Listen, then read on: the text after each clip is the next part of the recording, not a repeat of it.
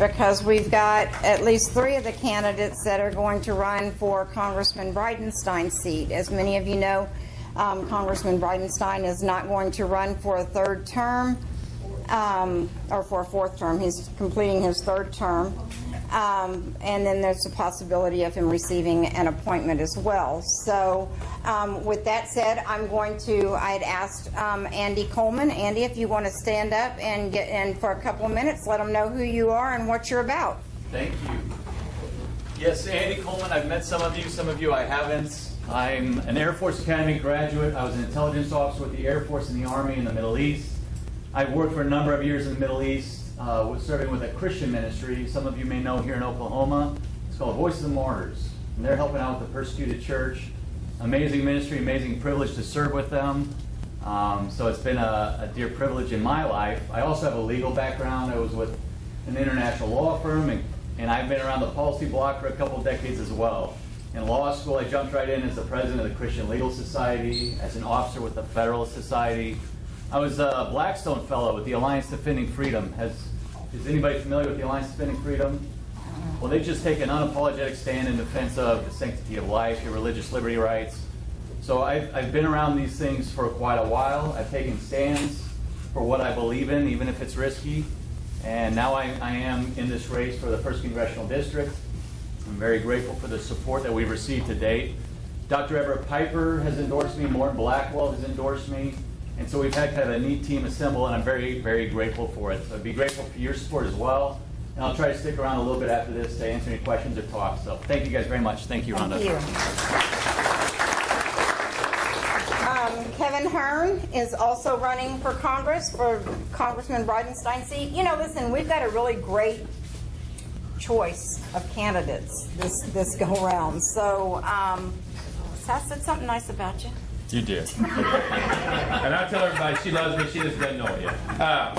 No, Kevin Hearn, married, 3 kids, just became a grandfather on May 21st, and got to see my little grandbaby a minute ago on FaceTime, so it's pretty awesome. Been in business for myself with McDonald's for over 20 years now, signed both sides of the paycheck. Started out as a manager trainee coming out of the aerospace industry as an aerospace engineer for a year during the 86 when everything kind of went crazy with the space shuttle, so saw kind of everything what happens when government goes nuts and changes policies. And I spent 30 years at McDonald's. I've got 420 employees, so I get to live the dream of Obamacare and crazy tax policy and immigration policy and labor policy. And I'd sent Rhonda an email earlier today, but it's just crazy. So we're at a policy now that Ted Cruz and Mike Lee have put out there that's really kind of where a lot of companies were at before Obamacare. And we're arguing over that. I just heard when we walked in the door that we're probably going to get some of them on the table next week for a vote. And I'm thinking, hallelujah. We're arguing now about how little left we can be. And just 7 years ago, we didn't have Obamacare at all to even talk about it. It's crazy how this world has changed in just 8 years. And if you just look at that, he gave everything free, and $17 billion in food stamps 8 years ago to $71 billion today. 79 million people not working 8 years ago to almost 100 million not working now. And for everybody in this room that has jobs, you're sitting there and go, okay, we got to get these people to work, and we need to put people in D.C. that have actually created jobs, and have created a ton of jobs over the years. The last count, because we have 7 years of record with a little over 5,000 jobs, the people in the 1st District we put to work. So I'm a guy that's actually lived the American dream of dealing with Obamacare and all the different policy structures, and I'm the last guy to get paid, so it impacts me the most. So I really appreciate the opportunity to get your vote, talk to you more, and I've talked to many of you already, so thank you so much, Ron. You're welcome, Kevin. All right, Nathan Dahm is also running for the same seat. And Rhonda is my constituent. That's right. I know. Not only do all the other legislators get the emails from Rhonda, I get the text messages and the phone calls and all that stuff. But it's always to say, hey, make sure the other guys do the right thing. That's exactly right. She knows I'm going to do the right thing out there. That's exactly right. So for those of you that don't know me, and I'm pretty sure I've had the opportunity to meet most of you over the years. Nathan Dahm, currently state senator. I've been in for 5 years now. Before that, I served on the mission field, came back here to Broken Arrow, and that's what really sparked my interest in government, was having seen socialism, seen communism, seen those things firsthand. That's what got me so actively involved, first in the grassroots, but then also running for office myself, I'm a constitutional conservative. I've sworn that oath to uphold the Constitution multiple times, both the state and the federal Constitution. I'm amazed how few people in elected office have ever read the Constitution, and the federal Constitution is not an extensive read. That's a pretty easy one that I think that everybody should have a refresher on often. The state Constitution, that's a little bit more.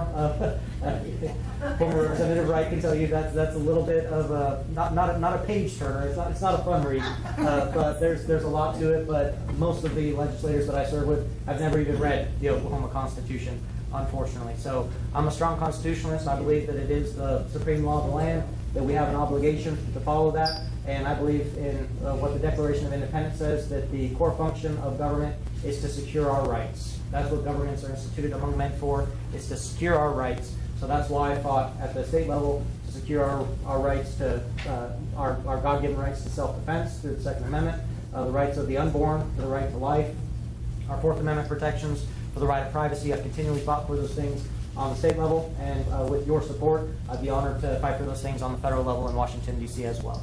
Thank you, Nathan. We're very excited to have Jonathan here.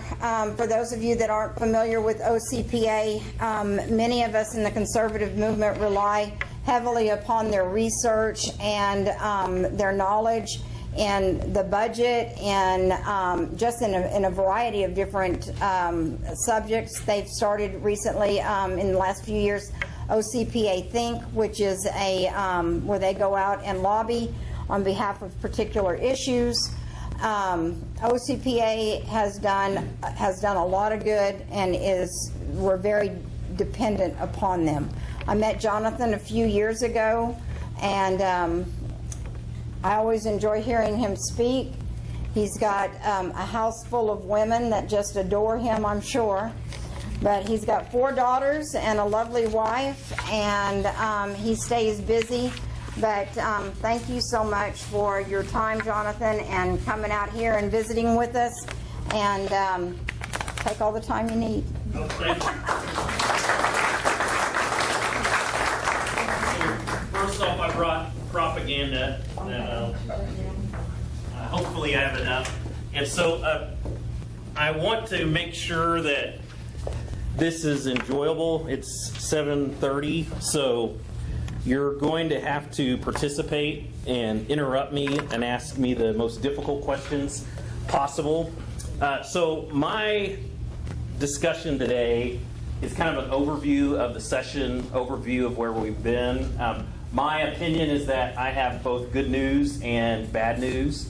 And so the first thing that I want to say is, just to start off, is that so I do think there's some things about, there's some switching going on where people who really are fiscal FDR Democrats have switched their party so that they can vote in Republican primaries. But I would also say, and I know no one wants to hear this, but rarely ever is the incumbent party able to hold on to a seat when the incumbent has to leave over sex scandals. If you look at the history, Republicans have taken seats from Democrats over that same issue. So I know that that's tough for us to hear, for people to hear. OCPA is a nonpartisan organization, so OCPA itself could care less. I personally, who am involved in politics, care about it. But I mean, that's really, if you look at those races, and you look at the races that Republicans have lost, when you have a guy embezzle money from the Better Business Bureau to the tune of almost $150,000, there's not a lot of hope that you're going to keep that seat when a popular teacher runs and doesn't say who he is. Same for if you have a guy that's sexually abusing women repeatedly, or a guy worse who's even sexually involved with a minor boy.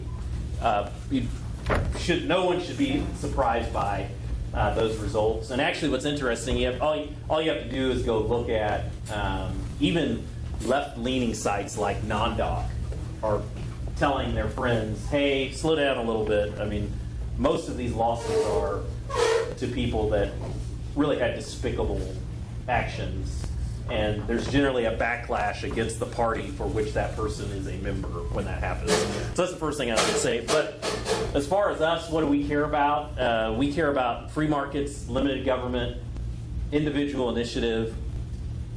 And one of the things we've been adding to the three things that we really care about is empowering people past dependency.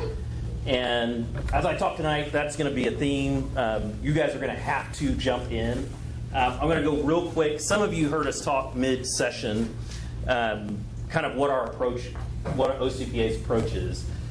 And it's very important empowering people past dependency. Can I jump in already? Yes. Jason Forkiller, I don't know if you got the first name right, but Forkiller was some sort of a sexual Right. issue with a minor. Right. He made a very derogatory comment to one of the pages at the Capitol. There wasn't any kind of rape involved, or No, it was just a verbal comment that he made. So there was never any physical contact whatsoever. He was reprimanded by the House and had to take some sort of sensitivity training or however that works. You're talking about Forkiller? Yeah, Forkiller. But he never actually had any physical kind of contact. So why do we care so much about empowering past dependency? It's important. I know that the lawmakers that have been in the legislature here can tell you that government's number one advantage that it has over everyone in this room is once it is giving handouts to people, it is very difficult for those people who are now receiving the handout, whether they earn it through their job or they are given it directly. When you're asking people to vote against government, you're now asking them to vote against their interest. So that's why people who are supporters of limited government have to, and this is what I'm going to say that's probably going to make a lot of us mad, and this includes the legislature, we are very easily distracted with easy vote bills. Whether or not you're a conservative in Oklahoma is not determined whether or not you're pro-life or pro-Second Amendment. And I've been at the Capitol since 2003, and leadership in the House and Senate, and even in the governor's office, they are awesome. Because for years, since Republicans have gotten in control, they get Republicans excited about expanding your right to bear arms and various pro-life measures. But the trade-off is, if I run your social conservative bill, you fall in line on the budget or you stay quiet on the budget.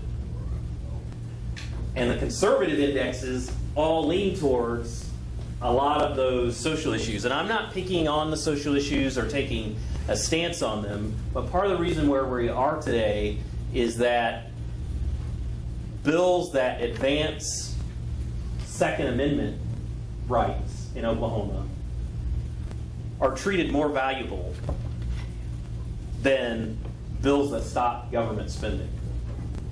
And they're very good at touting to you the bills that they pass. So Senator Dom is in here. He does all of the above, but a lot of lawmakers, they don't do all of the above. And Senator Dom, he won't trade his vote for, if you run my social issue bill, I'll fall in line on the budget. But a lot of lawmakers are easily pacified by the fact that these social issues are more important than fiscal issues.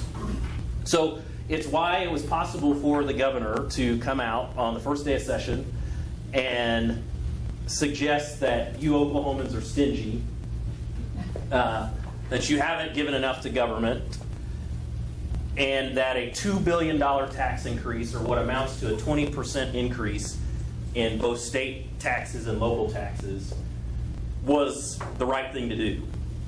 As you can imagine, it's kind of like, can you imagine the outcry from the legislature if Brad Henry had done that? So we did. We wanted to imagine that outcry, so we went back to 2010, where Brad Henry proposed a couple of $100 million in tax increases.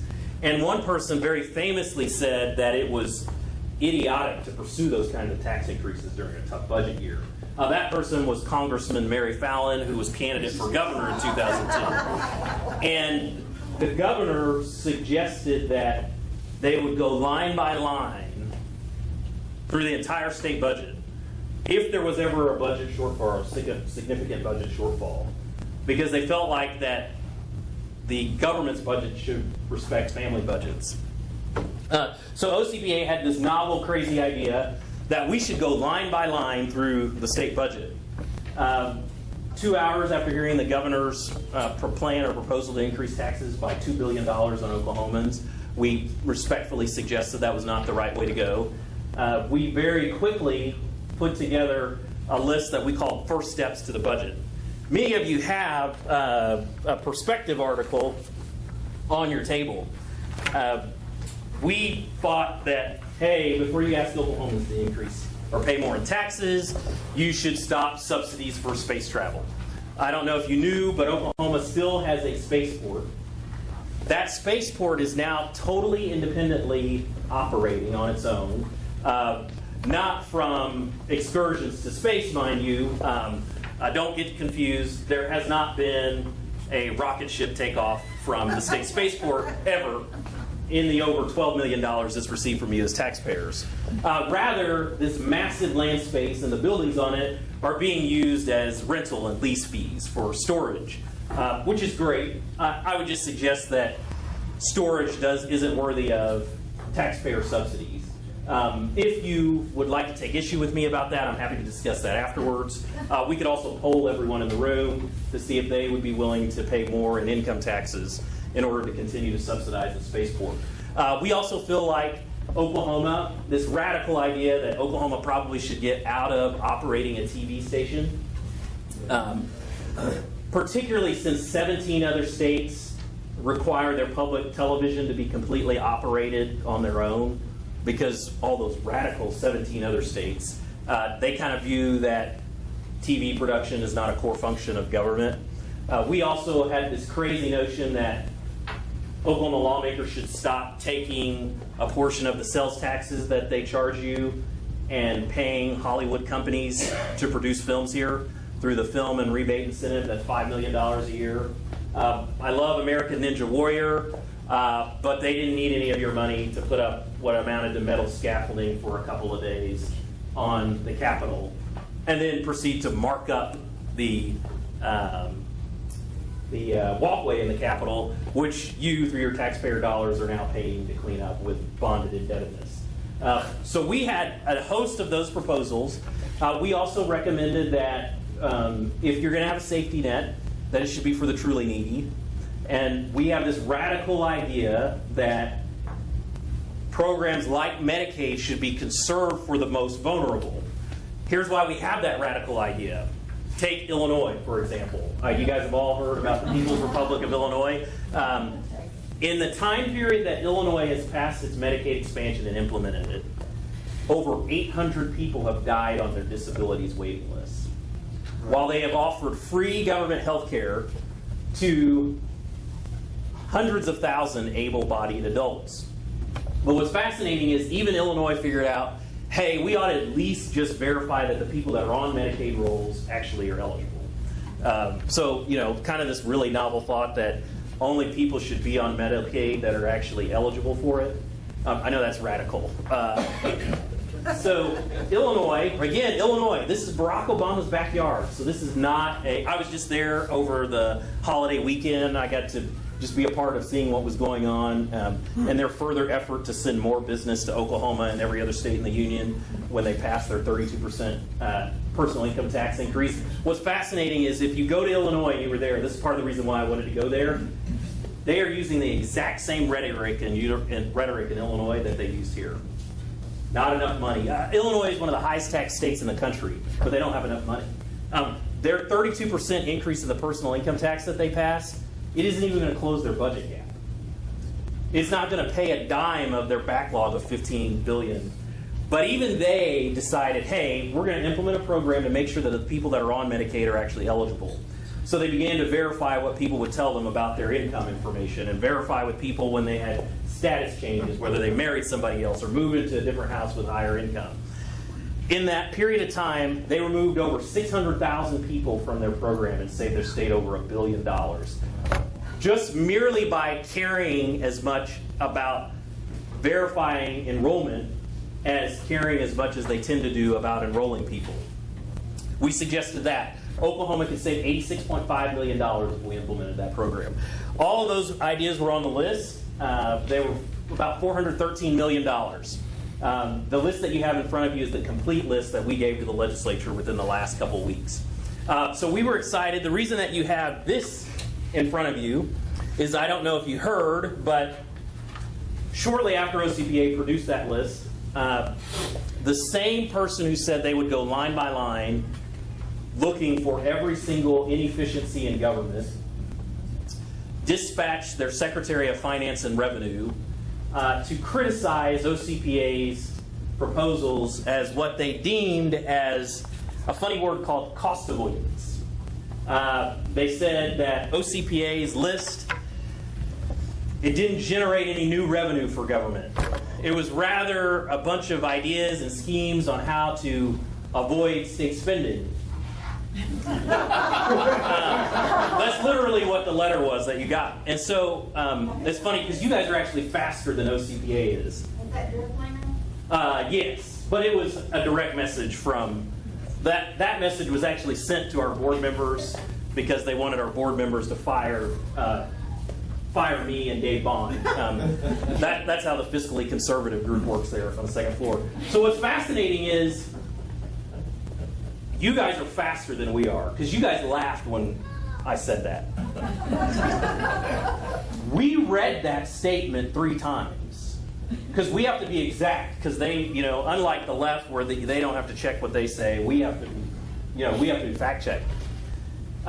So it took us 3 times to read what they said. Then we all laughed. And then we sent a letter to the entire legislature and the governor thanking them for recognizing, yes, this is a list about cost avoidance, which is something that millions of Oklahomans engage in every day so that they live within their means, and that we were happy that they recognized that OCPA was not proposing tax increases. That's exactly what the point of the list was. So thus began a very significant effort by OCPA to talk about ways to cut spending. My personal opinion is, and it's not a knock, but if you look at what's going on across the country, where there is significant advancements going on of principles that we believe in this room, in every one of those places, the executive is extremely dedicated to espousing those ideas. Scott Walker.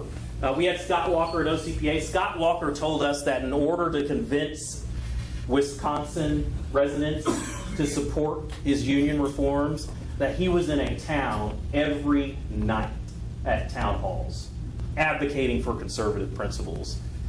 He fired staff that did not understand why Scott Walker was elected as governor.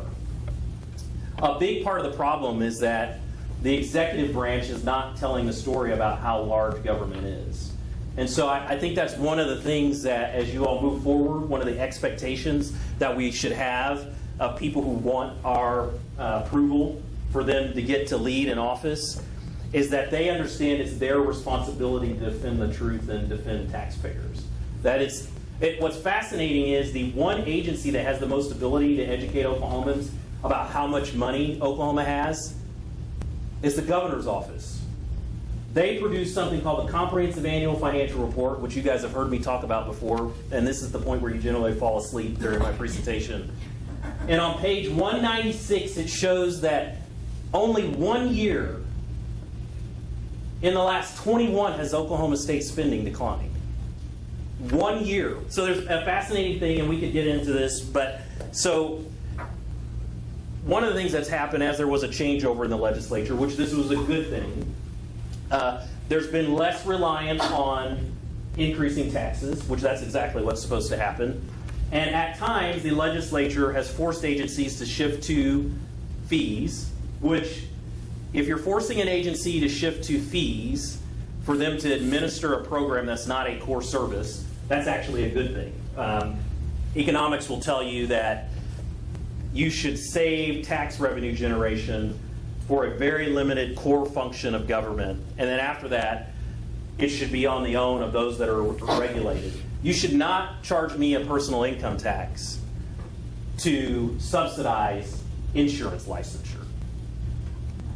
If government is going to decide that it's going to regulate insurance and you're going to have a license, then you should pay the full cost of that through a fee. Now, what we have going on right now is the cost of the fee is way more than what it actually costs for government to do it, but that's a different story. But so there's been a growth in fee revenue. There's been a significant growth in federal grants that we use because along the way over the last 20 years, we did the S-chip expansion and we've done other expansions. So even though we haven't done Obamacare's Medicaid expansion, since 1995, Oklahoma's Medicaid population has increased from around 400,000 to over 1.1 million. One of the reasons that part of our challenge about people having lack of information is so squarely on the shoulders of the executive branch is that the Medicaid budget is crushing Oklahoma. Medicaid spending in Oklahoma in 1995, the total state share cost was $371 million. You know how much it is today? It's $2.1 billion. The state share cost of Medicaid has grown 556%. Last year when OCPA, we suggested that we should not further burden our Medicaid system anymore. What's fascinating is some of the same thing going on in schools. I'll talk a couple of stats about that. Did you know that our Medicaid system, which was originally created for the age, blind, and disabled, only 17% of our Medicaid population is now the age, blind, and disabled. Only 45% of our Medicaid spending is now for the age, blind, and disabled. Another powerful statistic in, fortunately, K through 12. You know what the problem is, our K through 12 system? Oklahoma has reached a pinnacle of prominence in that we are one of several states now where we have more non-teachers employed in K through 12 education than teachers. It works out to where about 51 to 52% of the employees in Common Ed right now are not teachers. That's the problem. And they want 3-year-olds to go to school. Right. They would like 3-year-olds. They would like for all-day pre-K for 3-year-olds. What's fascinating is that a gentleman who you'll know very well, he loves Solyndra. He was a part of he visited the former president of the United States a number of times. He gives the state, I believe the amount is, they give the state $10 million in exchange for the state spending another $15 million to support a very popular nonprofit of his. That same person has avoided taxes his entire life. But yet wants you all to pay more in taxes. We could go through this list line by line. We came back after they said, well, let's fill the whole $1 billion gap. And we said, well, how will we do that? We put together a list, OCPA, our nonprofit staff. We're not the Office of Management and Enterprise Services, which has over 100 staff. We're not several state agencies. And OCPA was able to come up with a list. That's the list that you have that looks like this. Of if you didn't do any tax increases, we could generate $1.3 billion in savings or eliminating special interest loopholes for the specially connected in government. OCPA, it has been, especially me personally, I will not be able to find a job in the wind production industry after the last couple of sessions. I have this crazy notion that you shouldn't get subsidies, and you for sure shouldn't get subsidies if you're going to increase my taxes to do it. For conservatives, you should be excited because of your outreach.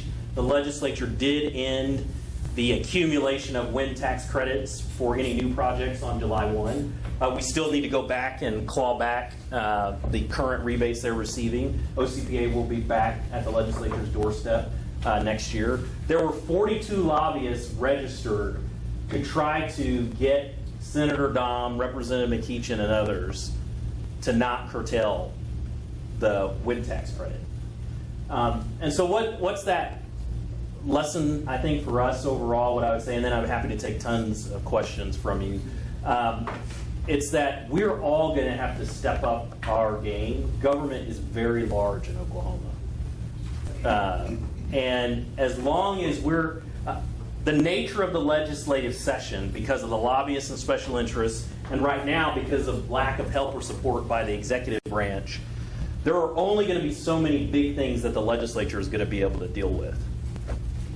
And if you want to preserve the possibility of conservative governance in the future, those of us who espouse free markets, limited government, and individual initiative, and what I mentioned earlier, empowering people past dependency, we're going to have to get comfortable with that the legislature needs to focus on the budget side of things, and that only for some time.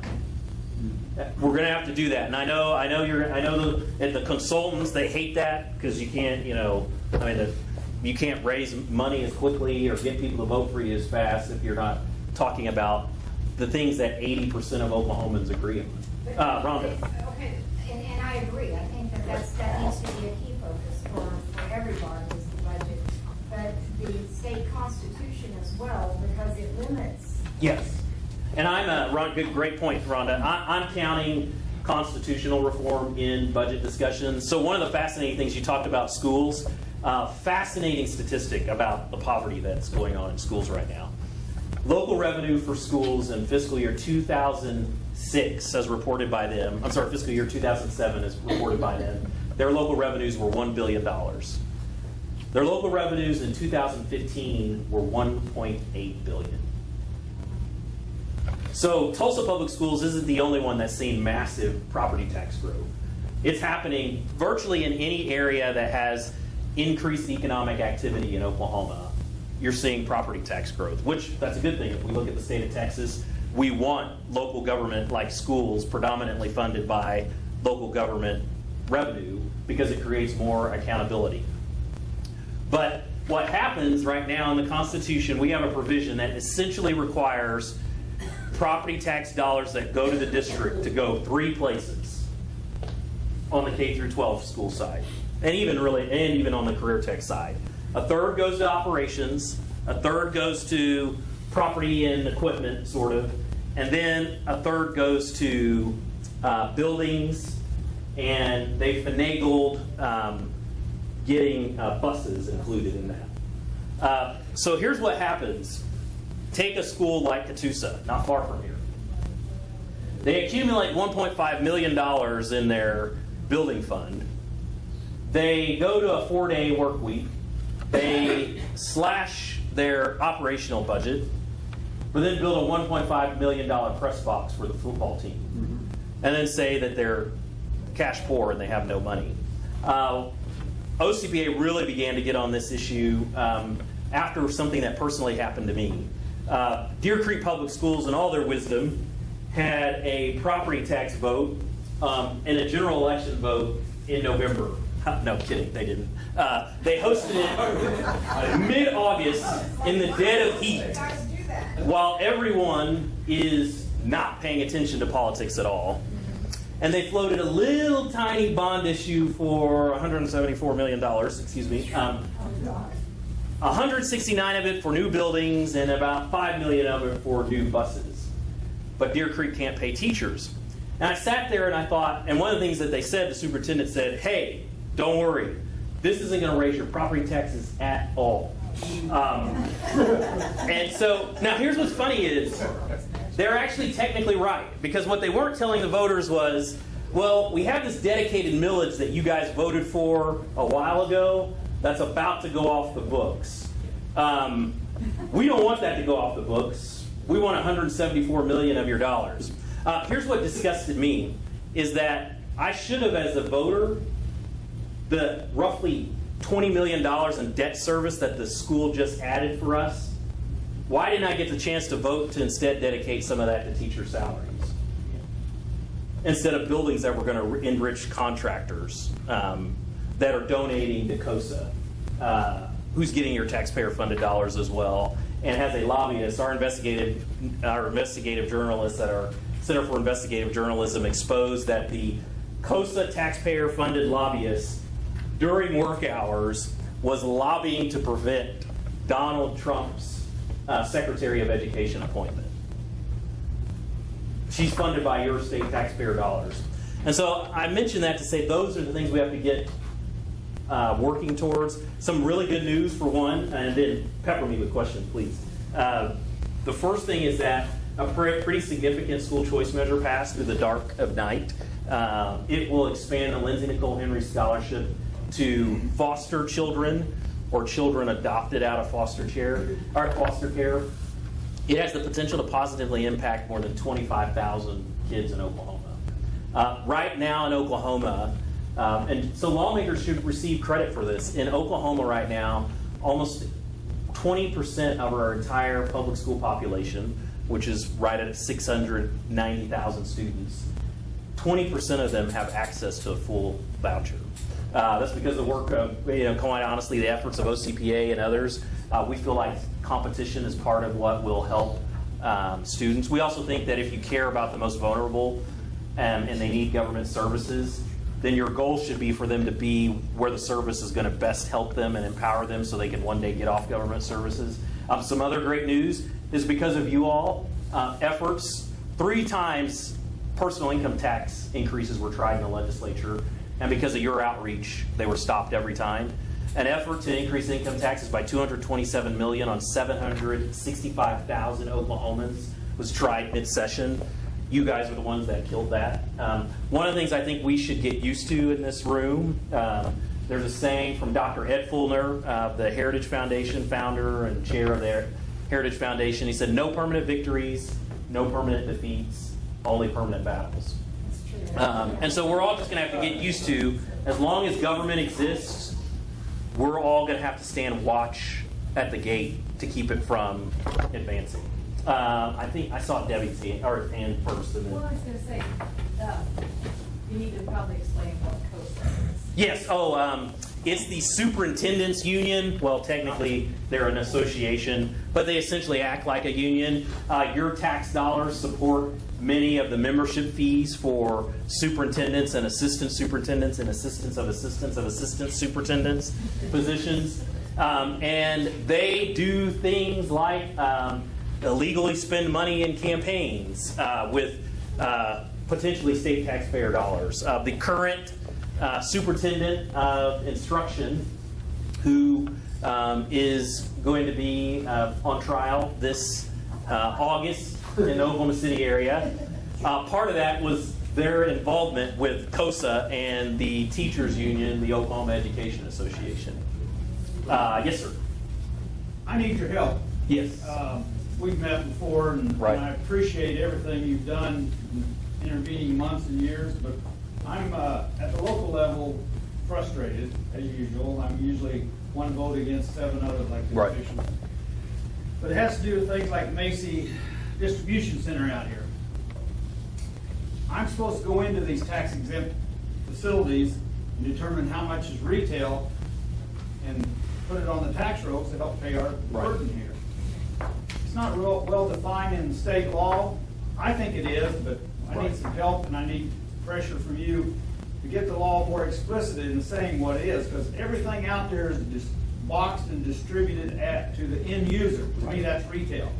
State law, that's in retail, but it's not spelled out good, and therefore I can't go out there readily and tax this facility that is not a distribution center per se, and the sales tax side of it that they're avoiding paying. I need your help in that area at the state level. One of the things that I suggest we do too is that you guys need to start putting the onus on your local officials to tell them, quit going to the legislature and trying to raise my state taxes. Yeah, if you're, we told one of the healthcare advocacy groups that asked for a tax increase for like the 20th time. And we told them, well, the legislature's not going to listen to you. And they said, well, why? And we said, well, because you guys don't have any credibility. And they said, well, what do you mean by that? And I said, well, when was the last time you guys complained about wind subsidies? Oh, well, that hurts your people. I mean, right? You don't want to talk about that because you like that liberal policy stuff. When was the last time you talked about these inequities in the property tax code where a few people are getting by, not paying their share?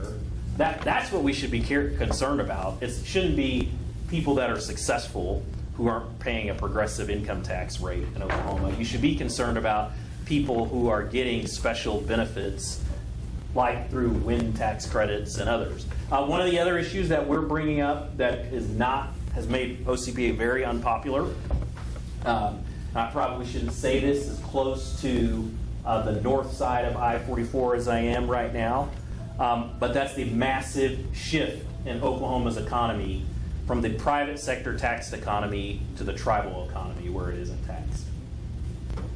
It's fascinating to me when the governor talks about revenue base or base erosion, that she won't talk about the fact that gaming revenues have grown over the last 10 years from $200 million to $2.2 billion. So you want to talk about where's money that's not being taxed? It's in, from my understanding, 77, or I think there's now over 77 casinos in Oklahoma. The effect, yeah, there's probably over 100. The effective rate on gaming in Oklahoma is one of the lowest rates in the country. This was one of the things on our list.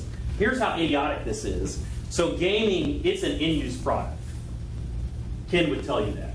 It's an in-use product now. You go most places, if you go to Chuck E. Cheese's, you're paying sales tax for your kid to roll the skee ball up the chute. But we only have an effective rate of 6% on gaming in Oklahoma. If gaming was assessed just the rate that the average sales tax rate, that could give a $94 million in raises to teachers. What's fascinating about that is we only have gaming in Oklahoma because of the pitch that if we added gaming, it would solve all of education's problems in 2004. So if that's the case, then why isn't gaming paying its fair share before they increase general taxes on the rest of you all? We also think that it's a very silly idea, and it's created a two-tier system. Get this. According to some people, smoking is evil, and it should be taxed exorbitantly. Except for the fact that we pay tribes $60 million a year in rebates for the cigarettes they sell. So why is it fair for Quick Trip to have to assess the entire excise tax burden on cigarettes, but for the tribal smoke shop not to have to do it? If we required the tribes to just be treated like everyone else is in Oklahoma, the total of the rebates that you're paying as Oklahoma taxpayers, the tribes, where they get back the tax that you all have to pay, is close to $85 million a year. OCPA is radical enough to think that, again, before you increase taxes on the general taxpayer in Oklahoma, we need to deal with these special interest areas where a few connected people have gotten something really good for them. Rhonda. Are people that are on the tribal rolls able to receive welfare and benefits from our state, like either food stamps or welfare, anything like that? And so that's a really good question, because often it determines, often what determines that is, so you can have Native American ancestry, but if you're not registered and on the rolls, then you would be eligible for the Medicaid program. My understanding is that the state of Oklahoma and the federal government, they have arrangements for people to try to access different programs. My understanding is, though, that if you encountered the entire population of people that would be of Native American descent, that the majority of them are not in a traditional state government Medicaid program. The majority of them are in this hybrid agreement that exists. Yes, sir, right there. Jonathan, good to hear you talk. I've been reading your perspective for a number of years, and y'all do excellent analysis. You have a good command of the facts. Tonight, you were extremely persuasive. The part that seems, and I think you touched on it, the part that's missing for you to influence events is what you pointed out earlier. The social conservative issues are a bait to pull the social conservatives in a direction in the legislature, to pawn them, to con them, And don't look at this hand, what we're Right. doing with spending. Look at this hand where we're gonna expand a Second Amendment. Right. But don't look at this hand where we're gonna spend $250 million to overhaul a 100-year-old building that Right. should let fall down. Right. Okay, you could rent a building from Chesapeake and put the Capitol in. They've got some vacant space. Yes. Like Idaho, like Alaska. Right. They don't have a domed building, they have a high-rise. Are you saying the term "the people's house" offends you? I'm saying we can't afford it. But Manhattan Construction likes it. Yes, they do. Yeah, they love it. They have a lot of contracts with higher ed too. Yeah, well, so does Flintco. Yes. Both of those companies we just mentioned have revealed in the Tulsa World Business Profile that over half of their revenue comes from government spending. Right. Which is why no one should be surprised that the CEO of Manhattan Construction invested heavily in the effort to increase your sales taxes to the highest of the country. He's also a U.S. in the congressman. board. And what's fascinating is he ran as a hard right fiscal conservative before that. Okay, excuse me while I upchuck. What I'm going to come back to is, you all do wonderful analysis. But let's make the connection of what needs to be changed. We still have 516 school districts. Right. We still have 27 independent higher education systems. Right. Texas has 3. Right. We have 27. 49 centers. Yeah, we've got abstract. Right. Sorry, Debbie. We're the only state that still requires abstracting, which runs our real estate transaction cost up to the highest tier. What's changing? Well, But we're gonna expand Second Amendment rights, but don't look at this hand. right. Well, you bring. You all need to figure out, you talk to the legislature, maybe you hold their feet to the fire, but the connection between the analysis and the paralysis isn't, you're not closing the gap. You do wonderful analysis, you do influence, but those 3 intractable problems I mentioned are not new. Well, so I think you're right. Some of these structural government reforms. Here's what I like to say is that since you've had self-professed conservatives come into the legislature and get at least one body since 2004, a number of non-fiscal issues have been dealt with. Workers' compensation reform, right to work slightly before that. Even the pension reform, which was recognized, moving to defined contribution plan. But those didn't move anybody's cheese that currently gets government money. To be blunt and honest, you're going to have an executive who actually does what they said, who leverages the budget for those reforms. So you had the governor come out 3 times in the media say, "I will veto a budget if it doesn't increase taxes enough on Oklahomans." So the reverse that you need for that, the litmus test for who's the next governor, is going to be someone who's going to say, we can go to summer because I'm not signing a budget that doesn't have significant structural reforms in government. And that works the entire session and is going into districts and saying, hey, your school is still going to survive, but we're not going to continue to have hundreds of different payback contracts in food service and the busing program. And so, there's one of the things I don't like to do is I don't like to beat OCPA's chest. Again, one of the things that I think is that conservatives, we have some unrealistic expectations. So think about this. The left has been working at what they've been working at since the turn of the 20th century. They started with public schools, which is where they create the soldiers that are now there today. We've only really gotten in the game our free market approach and challenging government in the mid-90s. Reagan was essentially by himself. He was just working off of the goodwill and the intergenerational training that most Americans have received. There was no major functional conservative movement and a system of 65 state-based think tanks when Reagan became president. We're just fortunate, by the grace of God, there were still enough of Americans who realized that Jimmy Carter was not getting it right and that we should do something different. So that's one of the things I would say to you. I do agree with you. There's some frustrating things, but there's also some good things. You guys should be proud of the fact that every single year that Governor Fallin has tried to implement Obamacare's Medicaid expansion or Obamacare's exchange in Oklahoma, you've defeated those attempts. 5 years in a row, you've prevented 628,000 Oklahomans from being entrapped in government dependency.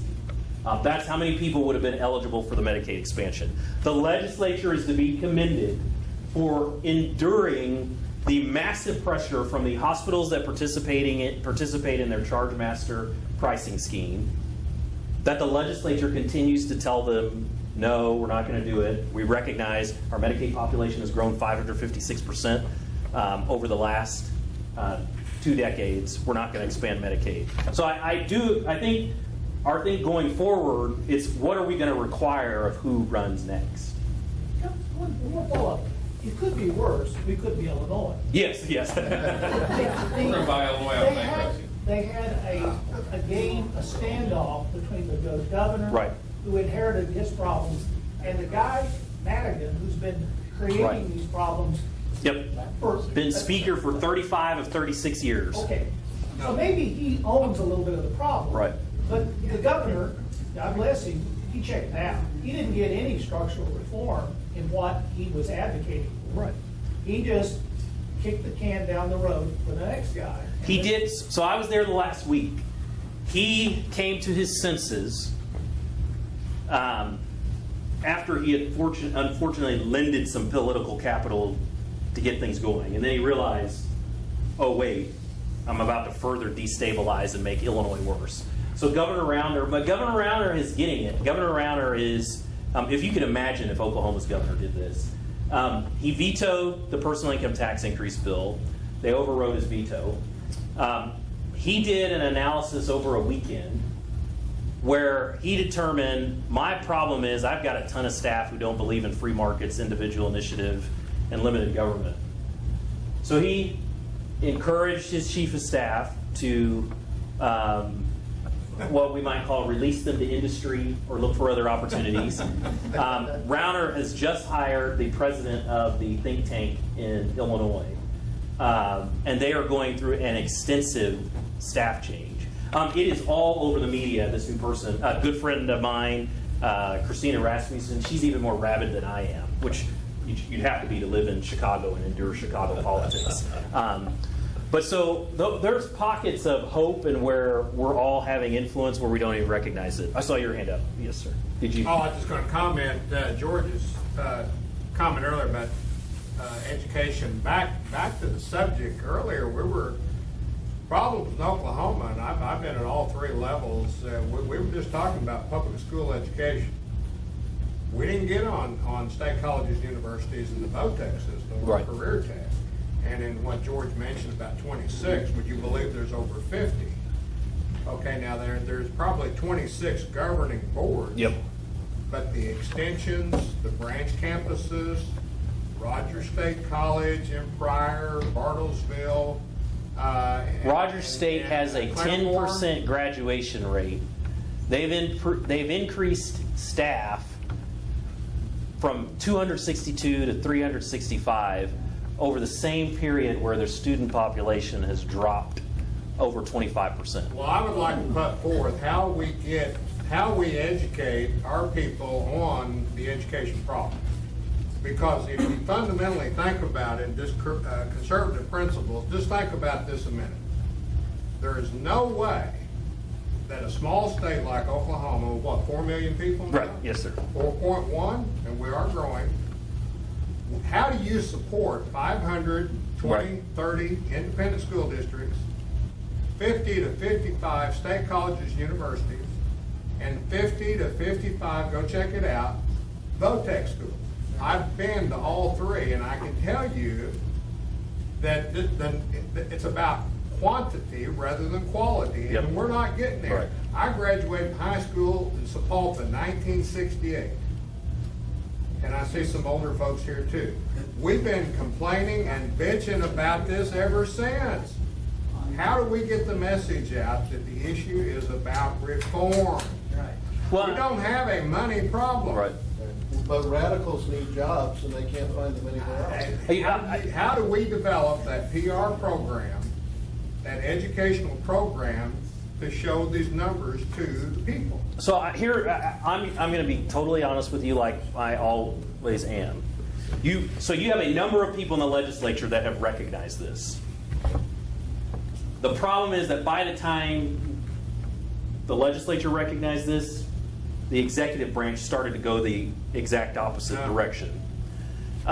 So I think that all of us are going to have to require of the next executive, you're not being hired to better run a world that progressive, populist, Gene Stipe Democrats built to enrich the districts that they live in.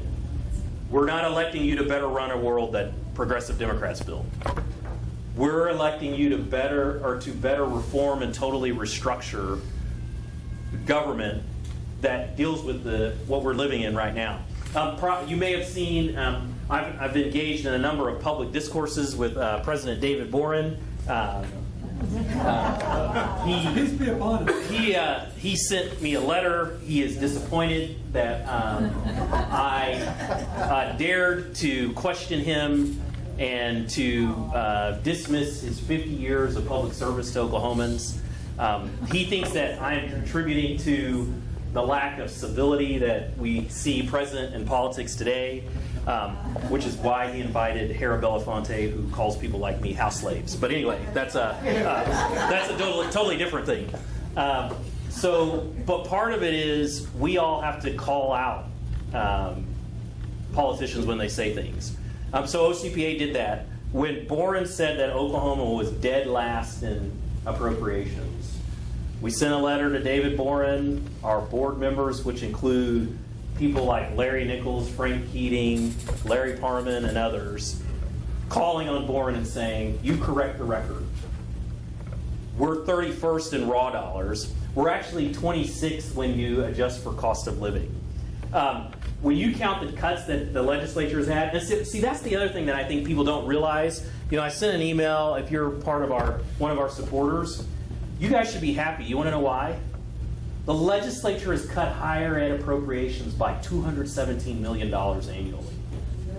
So the legislature gets where some of this is going on. So for any of you that, if you've got OU friends that are complaining and saying it's not fair, the legislature has done exactly what they're supposed to do according to the Constitution.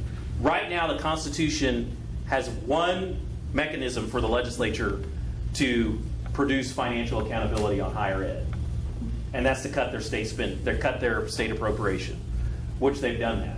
It's not the legislature's fault that Boren went out and converted the entire Norman campus to wind energy, and it increased their utility bills by almost $700,000 a year. That's not Senator Dom's fault or Representative McEachin's fault.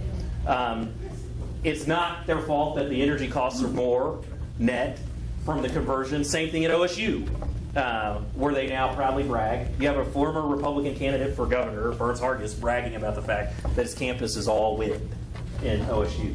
So, I think those are things that you should pat yourself on the back about. 82% of Oklahomans think that higher ed is inefficient. After all of their indoctrination attempts, what's fascinating is there was a poll that was commissioned. We asked Oklahomans, you rank the top 5 core areas.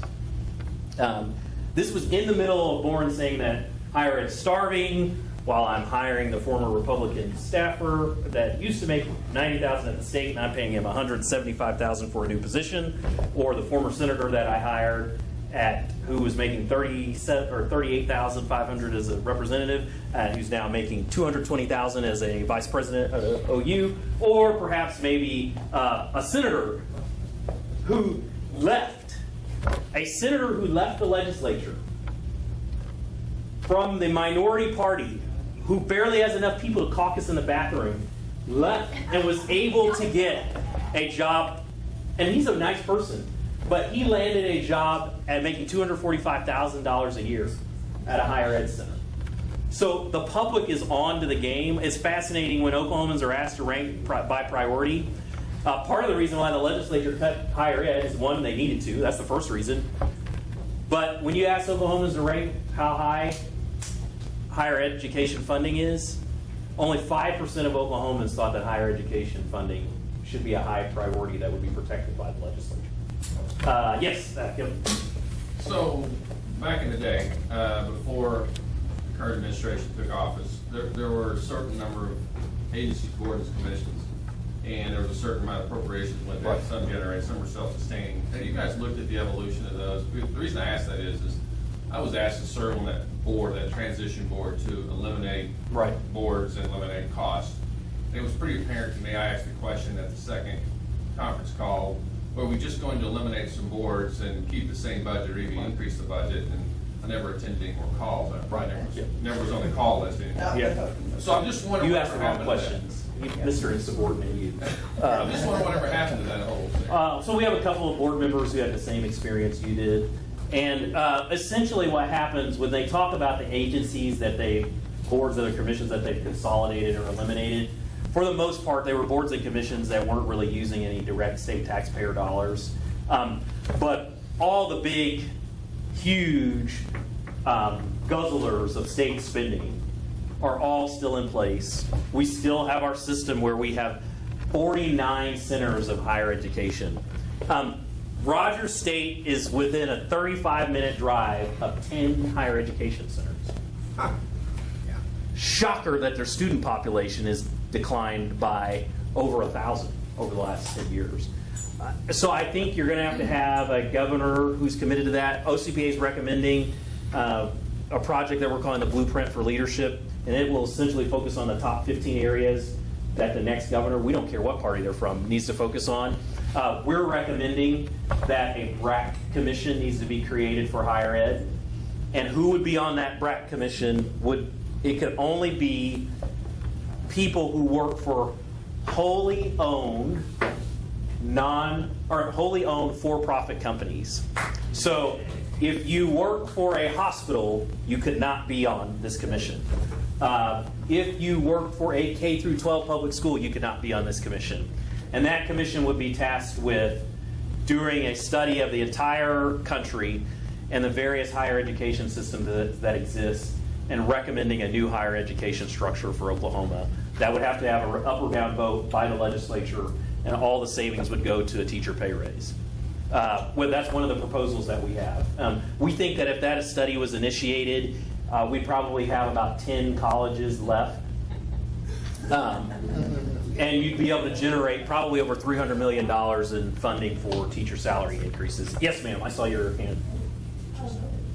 Since you brought up OU, I get your magazine. I think it was the issue before last, when the last article in it was about OU and the Chinese class. Right. That flew all over. Yep.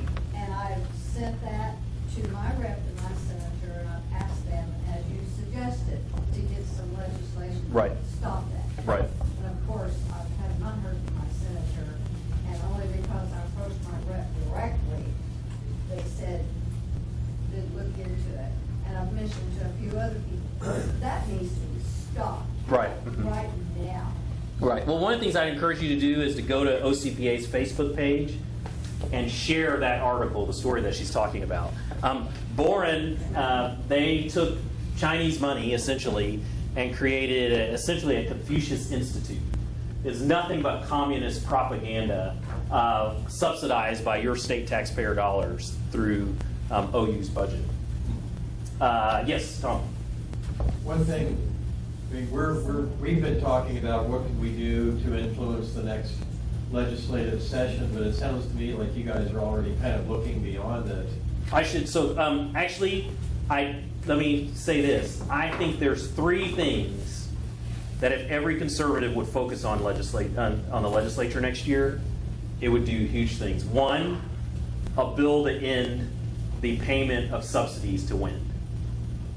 So every single conservative needs to say, if you want me to vote for you in the next cycle, if you're in the House and you want me to vote for you, then I better see that you're promoting the bill to eliminate subsidies paid to wind companies through the zero emission credit. If we did that, that would save over $50 million a year. The second thing is TSET, the Tobacco Settlement Endowment Trust. We need to see a bill pass the House and the Senate to send to a vote of the people to reform how TSET money is spent. Right now, they're hassling you. 30% of their earnings are used to hassle you about sugary drinks. You'd think we lived in Philadelphia, New York, or something. 30% of their earnings, instead of it being spent on the critical care. One of the things OCPA exposed is that they went to the legislature last year, Senator Don probably remembers this, and said that if we don't take the tobacco tax, which they've spent like 20 times on 20 different things, we don't take the tobacco tax and expand Obamacare, then elderly we're going to lose 90% of our nursing home beds. We exposed that those agencies, and unfortunately the executive branch, withheld from the legislature that the Medicaid agency intentionally recommended the first cut to the nursing homes, and that for just $10 million, the legislature could maintain all of the funding to the age, blind, and disabled population. They were able to do that because of the shenanigans that are being played by TSET. So that's the second thing. You all need to jump on the bandwagon to demand that we reprioritize how TSET funding is spent. Unfortunately, what is that acronym? it's the Tobacco Settlement Endowment Trust. If the reforms that OCPA has proposed, and we are even letting them keep their endowment and still harass all the rest of us about drinking sugar. They're $1 billion. But they have a $1 billion endowment. They're not using a penny of their roughly $57 million in new payments to the fund. They're just sending it to the fund. And the roughly $50 million in earnings. They're not using a penny of that to provide current care to the most vulnerable in Oklahoma. We've said that's idiotic, that it's time to sunset any future payments to the settlement fund, and that it's time to send those payments to the legislature's general revenue fund and dedicate those to health care needs for the truly needy in Oklahoma. That's TSET's the second one. And then I think the third one that we all need to gear up for next year, in order to have what we want to happen in 2019, we all have to say, under no circumstances should the legislature empower people who don't have our best interests at heart. When the governor declared on day one that she would not sign a budget unless it included tax increases, she empowered the Democrat minority leader. She took Scott Inman from being just one of 26 rank and file people and made him probably one of the most powerful politicians in the southwest region of the United States. So our next thing is going to be to tell the legislature, we're not going to negotiate with someone who is dedicated to saying that free market principles don't work. So legislature, you need to forget the idea that you're going to increase taxes on anyone, because in order to meet the constitutional provisions, you need 3/4 votes. Well, that means you got to cut a deal with Inman. Well, Inman wants to raise all of our taxes. Inman proposed increasing income taxes. What's fascinating is Inman's income tax increase was actually less than the Republicans. His was $204 million. Several Republicans was $227 million. I should stand up and say, Representative Scott McEachin, even after immense, intense pressure, opposed that bill. Could be to his own detriment for future leadership advancement. He opposed that bill, and then it's because of the Senate, Senator Nathan Dahm, Senator Greg Treat, and others, that the income tax increases were stopped, because the Senate just said, you guys got to be out of your minds, we're not doing that. So I think that's the third thing, is that it's fascinating, we keep talking about all these one-time revenues. They always seem to be available this time of the year when they appropriate the budget. So no new revenue sources until we get a new executive who's committed to really right-sizing government. That's OCPA's stand. We're not giving on revenues without significant reforms, and you're not going to get that with this current government. Yes, sir. I saw your hand. You mentioned free market reforms, and there was a bill. Kyle Lovelace introduced a bill for free trade zones. You guys are for that. Mm-hmm. Those of us that have been looking into it are scared to death of what we're seeing, because what you're basically proposing is that certain areas get their constitutional rights. Well, we're just going to leave everybody else just in unconstitutional limbo. why would you take a position, why does OCPA take a position that they do rather than promote constitutional behavior statewide? Right. So you ask a very important question. Here's where we have arrived today. OCPA espouses those 4 principles I said. We want perfection. We push bills for universal school choice now. But we also recognize when in Oklahoma, think about this, nearly 700,000 of our children wake up and go to a place that says they evolved from monkeys. And their parents were trained that way, and their grandparents were trained that way. So one of the things OCPA has recognized is that we that promote those 4 sets of principles, we're going to advance the perfect, but we're also going to have to advance incrementalism and turn the left's game on them. And it's because and we may have a different environment. If we get a new dedicated governor that feels like you, and we can truly follow the Constitution in every single proposal, we'll spend all session long advocating that.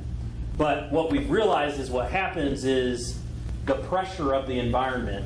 See, here's what, if we were in session right now, you know what would happen tomorrow? You guys would all go to work to pay for all those people who drive down the turnpike and rally and tell those guys to increase your taxes more. And so we've recognized that part of what we have to do to protect taxpayers is accept incremental gains. We push for the furthest thing we can get, which is perfect. We hope perfect. And then when the legislature settles on half of perfect, we recognize that we stop the Oklahoma Policy Institute from advancing Medicaid expansion. Well, the only problem I have with that is when you start reading this bill, and the bill is humongous. Right. It's an Obamacare-style Right. bill that proclaims freedom, when in reality it sets up a whole nother level of bureaucracy to govern. Right. And the thing is that what I'm seeing is, as I read the bill, I'm seeing a hidden further tyranny. It's not even freedom. It's not even what you're claiming Right. it is.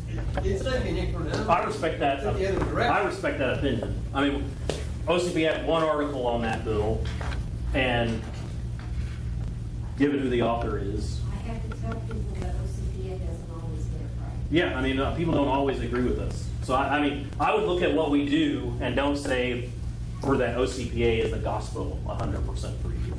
So But are you willing to take a look at that bill again? the enterprise opportunity zones. Well, one, I don't think it's going to pass because now Drew Edmondson and the left says it was like state question 777, right to farm. They think that it was a backdoor way to pass right to farm. So I'm not going to spend time on that when I know the governor is going to try to increase your taxes by $2 billion. That's what I'm going to try to stop next year. Let's take the last couple of questions, and then if you want, you can say after. Yeah, you can ask me after. I've got time. We can let everybody. Yep. Yes, sir. I have heard you speak before, and you're talking about that we need an executive that has a backbone and will stand up for what's right. I would like to vote for you. Oh, no, But I want to ask you this question. Earlier, we talked about how if you have a sex scandal, you almost can't win that seat if you're that party. Now, I'm not talking sex scandal, but when you have an executive that's been the disappointment that Mary Fallon has been, is it possible for that party from which she hails to get the governorship that following term? Or are we in trouble here? So here's what I will say, which you already looked at. So here's what's fascinating, because we do a lot of social media monitoring. Drew Edmondson is running a Facebook ad right now. And I kid you not, the first line of his Facebook ad is that tax increases on Oklahomans are not going to get us out of the problems we're in. So this is Drew Edmondson running this Facebook ad. Now, so whether or not you believe him or not, think about this. Drew Edmondson thinks that it's to his advantage to not advocate for tax increases. So one, that should tell you that he understands that rank and file Oklahomans, if push comes to shove and given the choice, they don't want to vote for tax increases. But what I don't think Oklahomans are going to tolerate anymore is somebody that just runs on faith, family, and freedom. You're going to have to be, the people running, they're going to have to be specific about what they might cut or what they might reform, or that person is going to lose. I think that what you are seeing from Oklahomans is that they're not going to just accept, hey, I'm a good old boy Oklahoman and I like God and guns and I'm pro-life. Vote for me. I think those days are gone. I think it's also gone. Oklahomans are not. Barack Obama's gone, and we actually see this in every presidential cycle in Oklahoma. Oklahoma tends to be counter-cyclical. So when there is a Democrat president, there tends to be a Republican governor, and then when there is a Republican president, there tends to be a Democrat governor. So again, I think what you saw, so I think it's the combination of this most recent race is, I think 98% of it or 95% of it had to do with the scandal. But I do think the other part is there has to be, once you gain power, the person at the top of the ticket has to cast some level of vision, or you depress your base. So I do think there's a little bit of the depressed base going on. And I think there's more people that are irritated with the lack of vision than there are actually people who have infiltrated Republican ranks and are. I think that the other thing I would be careful is, you guys have to work really hard in the Tulsa area. There's some things that go on related to public schools and Republicans in Tulsa that don't extrapolate to the rest of the state of Oklahoma. So there tends to be a much higher appreciation in some Tulsa suburban districts for the public school system than exists in the typical, regular primary voter that's a Republican in Oklahoma. I know that probably doesn't make you feel any better, but I do think you're right. If the candidate has no ideas and it's just you just need to vote for me because 75% of the legislature is Republican now, I think that person could lose. They could. Yes, last one. On something OCPA has been doing great. I thought you were promoting kind of a school choice for higher ed. Yes. And to me, this seems like maybe a better tactic than a brick commission. You cut the direct payment to the schools and you increase financial aid for the students, because if you can't have like a voucher system in higher ed, the easiest place to have a voucher system is higher ed. Right. And this would improve accountability and also kind of cut down on the free labor for the liberal cause. Right. It's interesting. Here's our challenge: is I don't know if you could actually get a universal system through higher ed, because again, we're thinking about dealing with incrementalism. The system is now so large so it's fascinating the fissures and the fractions that happen in higher ed system. If you went to a voucher system, which we've advocated for, and we would hope that we'd get Mitch Daniels as governor in Oklahoma, and then he would immediately implement that. Depending on whether or not we got somebody who had the stomach for that kind of reform, what happens is the universities and colleges, they all get together internally. And so OU and OSU will turn on the rest of the colleges when it financially benefits them. And the rest of the colleges will turn on OU and OSU when it benefits them. What would happen is all the other colleges except for OU and OSU, they would turn on OU and OSU and turn on their legislature because they feel like they would lose in a voucher system. Because if you gave students a voucher, they feel like most people would tend to choose to send their students to OU and OSU. That's why we feel like a BRAC commission would sort of move you that direction, because you would go and you would look at places like Indiana, which is a 3-university college system. I think they're 3 or in that range, public university system. But you're right. The economically pure perspective is a voucher system. Here's the money, let the colleges compete. this college will stop hiring former Democrats and paying them six-figure salaries to be president. The chancellor of higher education in Oklahoma ran against Tom Coburn in the primary. Glenn Johnson is paid more than the President of the United States of America. All he does is collect the money for higher ed and distribute it, and then report tuition and fee increases to us. And they rubber stamp tuition and fee increases from various colleges and universities. OU's increased tuition and fees. The legislature used to hold all the power on tuition and fees. There's some big grand bargain, they gave that up. So from fiscal year 2003, the last year that the legislature controlled tuition and fee increases in higher ed, to fiscal year 2017, OU has increased tuition and fees 194.67%.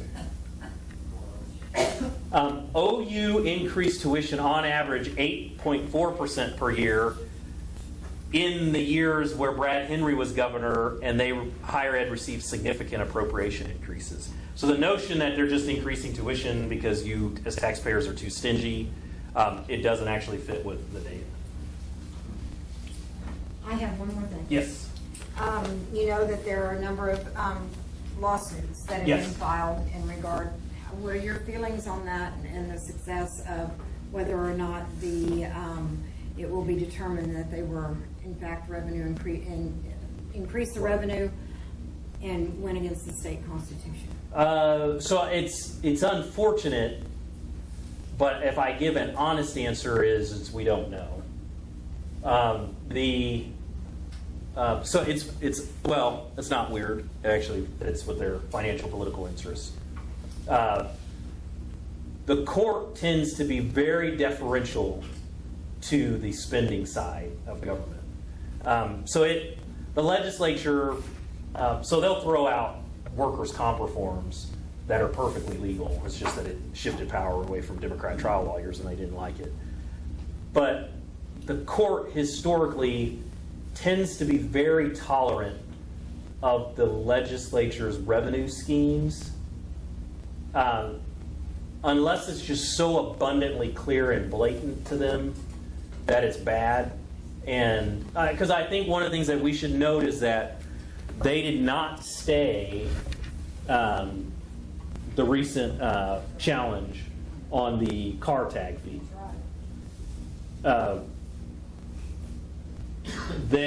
When they overturned the last one, I think they overturned. Actually, I was involved with. We sued over it. They immediately overturned the fee before it went into place. So that's part of what makes me think they may tolerate that one, because I don't think they would subject themselves through hearings if they just thought it was so blatantly a violation against the Constitution. They would throw it out. And again, they may come. I'll say this, and then they may 9-0 throw them all out. Right. But I just think, unfortunately. But again, you've got to remember, and I hate to go back to it, but we're in that place because the governor unleashed the entire executive branch to tell Oklahomans that we had a revenue problem. I did some work. There's some powerful stats that you should be aware of. Oklahoma lost 21,800 oil and gas jobs in 1 year, from September 2015 to September 2016. From tax year 2014 to tax year 2015, Oklahomans lost $13.6 billion in income. That's a static income tax loss of $363 million. I can actually show you and add up. The vast majority of the budget shortfall has to do with the fact that 1 in 5 jobs is in the oil and gas sector. And if you could imagine, if we were a state and 1 in 5 jobs was the car industry, and the car industry had to write down its product 70%, what would happen? They would have to let go a lot of people. And it's tough. I mean, part of the problem is that government thinks it has a birthright to what it got last year, whether the rest of Oklahomans are suffering or not. So I think, again, Rhonda, our problem is the executive branch has been fanning the flames that Oklahoma is starving for revenue and Oklahomans are stingy. And that was the result. To host a I guarantee you that if the Democrats had control of the legislature and they had a Democrat governor, there is no way Brad Henry would have dropped a $2 billion bomb on his party. His political expediency would not have allowed him to do it. There was a day at the Capitol where the governor had a House fiscally conservative person on one side and a Senate fiscally conservative person on the other side. They were dealing with a fairly fiscally conservative, and they were dealing with a mental health bill. So this bill had nothing to do with funding. It had nothing to do with agency budgets. And they were from the same party, and the governor said, well, if these guys would get together and come to an agreement on revenues, we could make sure that your programs are funded. Mm-hmm. So I cannot overestimate or overstate how much that damage that caused to the environment, where the person with the bully pulpit was beating over her colleagues that there was lack of revenue. So that's why we're in the state, but again, everybody should take heart. You know why? The legislature couldn't pass any of those measures with 3/4 vote. Right.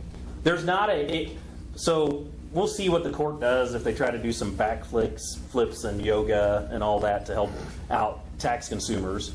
But the reality is the legislature could not come to a consensus to outright increase the tax burden on Oklahomans. And so that's why I should say we all need to take heart to hold the executive accountable for one more year. And that I think that the makeup of the legislature in many ways is much better than what it looks like, because the executive branch basically just unleashed agencies on them. Good deal. Well, we can't thank you enough. No, thank you. Yep. What rules off the town better, Governor Edmondson or Governor Inman? Oh. Well, so I think it's fascinating. So I want to point out someone. We did an investigative journalism article about an individual. You guys probably know their name. Angela Clark Little endorsed Drew Edmondson. Oh, wow. Angela Clark Little worked against Senator Dom. Mm-hmm. Most of your friends, this Republican, it's fact, we did an investigative story on it, works for a $1 billion corporation who the teachers union president said, we have a great relationship because they give us $6-figure dollars in support a year, and we market their products to our union members. So I think what's fascinating is all the Democrats with money have basically endorsed Drew Edmondson. Okay. There was a massive fundraiser for Drew Edmondson at David Walter's home in Oklahoma City. And anybody who's a Democrat that has money was at that fundraiser. So the Democrats with money are saying that they like Edmondson and they don't like Scott Inman. Thank goodness. Oh. Okay, well, thank you. Okay, thank you. Stick around for a minute. Yeah.